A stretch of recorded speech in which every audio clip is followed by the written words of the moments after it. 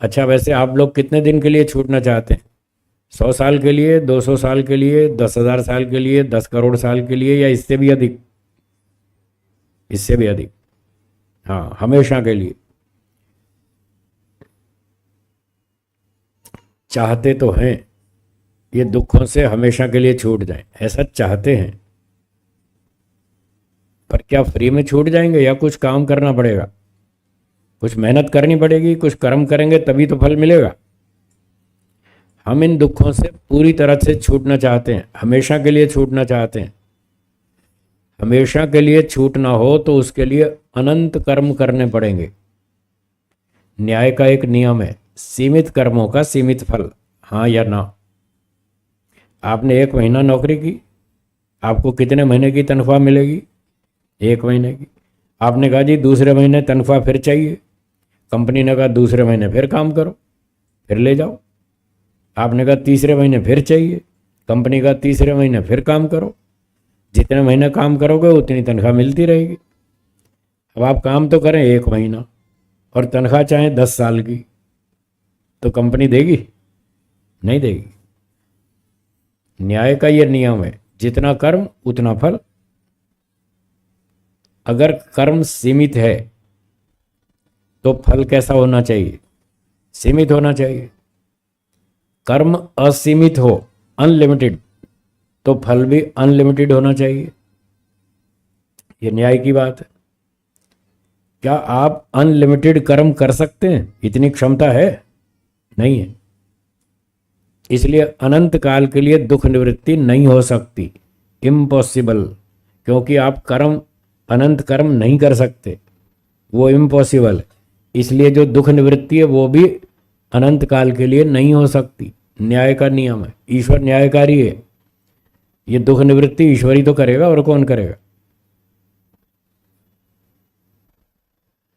दुख से छूटना, निवृत्ति, छूटना, इसी को दूसरे शाब्दिक शास्त्रीय शब्द में इसको मोक्ष कहते हैं।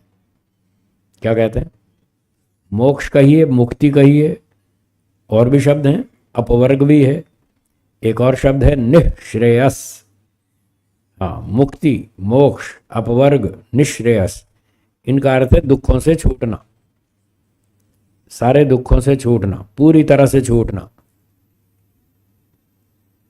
तो ये जो मुक्ति है, 3 दुखों से पूरी तरह छूटना, ये अनंत काल के लिए तो नहीं हो सकती, पॉसिबल नहीं है। क्योंकि हम इतने कर्म नहीं कर सकते, जितने कर्म करेंगे उतना फल मिलेगा। तो मैक्सिमम आत्मा जितने कर्म कर सकता है उसकी कोई ना कोई सीमा होगी, कोई ना कोई लिमिट होगी।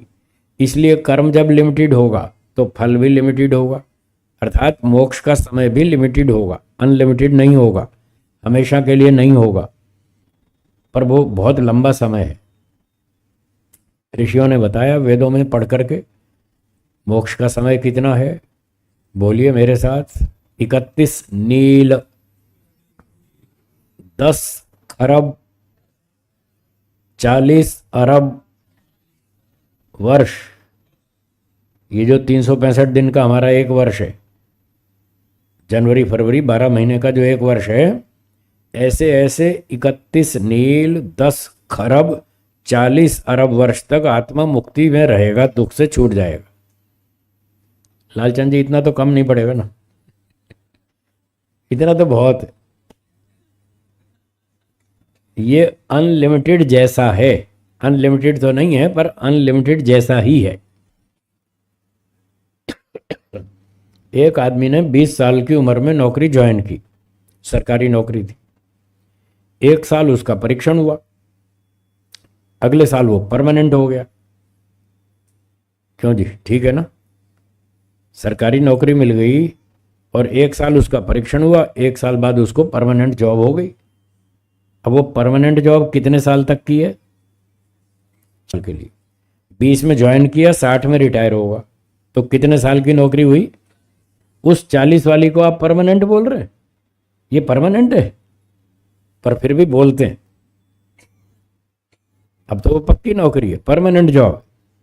अगर 40 साल की नौकरी परमानेंट हो सकती है तो 31 नील की मुक्ति वो क्या हमेशा के लिए नहीं हो सकती? उसको नहीं कह सकते हमेशा के लिए मुक्ति।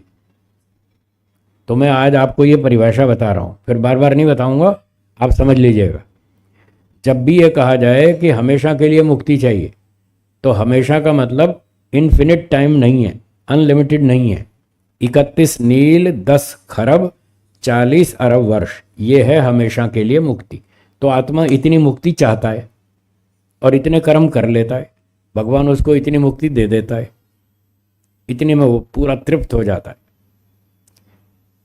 हमेशा तो मुक्ति में रह भी नहीं सकता, नहीं रह सकता, उसकी क्षमता ही नहीं है, सामर्थ्य ही नहीं है।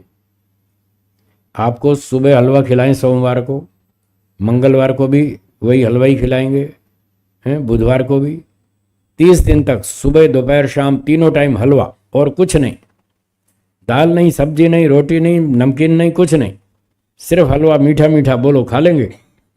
बोर हो जाएंगे, हाँ या ना? जैसे हलवा आप हर रोज नहीं खा सकते, 30 दिन भी नहीं खा सकते, बोर हो जाएंगे, कितना भी अच्छा लगता हो, रसगुल्ले हो, गुलाब जामुन हो, जो भी आपकी फेवरेट वस्तु हो, आप 30 दिन तक सुबह दोपहर शाम तीनों टाइम नहीं खा सकते, थक जाएंगे, बोर हो जाएंगे। फिर कहेंगे कुछ चेंज होना चाहिए, परिवर्तन होना चाहिए, लाओ कुछ नमकीन लाओ, थोड़ा कचौरी लाओ, थोड़ा समोसा लाओ, हैं, थोड़ा पकोड़ा भजिया लाओ, थोड़ा कुछ चेंज होना चाहिए, नमकीन, मीठा, खट्टा, कड़वा, तीखा, सब तरह का भोजन चाहिए, तब मज़ा आता है। केवल मीठा मीठा खा के तो बोर हो जाएंगे। अर्थात जीवात्मा एक ही रस को लगातार नहीं भोग सकता, उसको परिवर्तन चाहिए, चेंज होना चाहिए। तो जैसे लगातार मीठा मीठा नहीं खा सकते आप, खट्टा, नमकीन, चटपटा, वो भी चाहिए, ऐसे ही मोक्ष कितना भी अच्छा हो, आप अनंत काल तक लगातार मोक्ष में नहीं रह सकते, इतना सामर्थ्य नहीं है आपका। वहाँ भी आप मीठा खा खा के बोर हो जाएंगे, फिर कहेंगे थोड़ा चेंज होना चाहिए, थोड़ा परिवर्तन होना चाहिए, बहुत थक गए मीठा खा खा के। तो 31 नील इतने इतने वर्षों में आप थक जाएंगे। फिर आप भगवान से कहेंगे हे भगवान अब थोड़ा चेंज कर दो ना, बहुत थक गए इससे।